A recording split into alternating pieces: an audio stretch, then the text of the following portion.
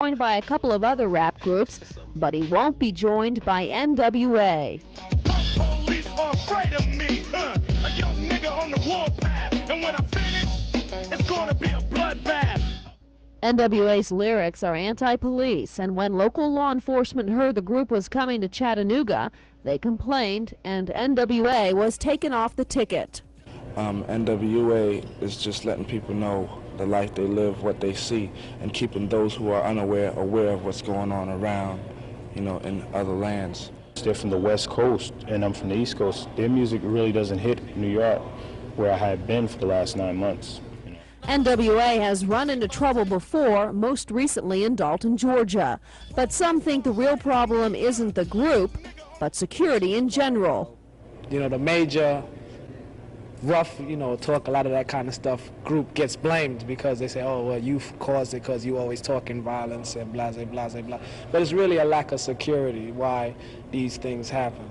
With or without the controversial group, the show will go on. Chattanooga NWA fans will just have to get their music in the store.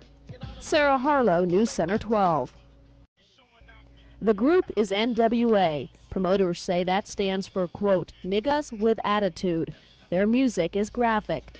Police are afraid of me, a young nigga on the warpath, and when I finish, it's gonna be a bloodbath.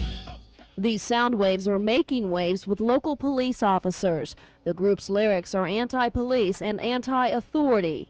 I'm personally very offended by what they're advocating through their song, for whatever their reason for doing it. I think it's irresponsible.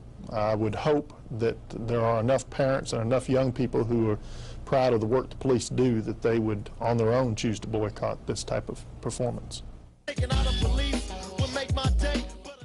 A boycott won't be necessary. The group was supposed to play with 2 other acts here at the UTC Roundhouse on July 5th. But today, UTC officials asked the promoters in Washington, D.C.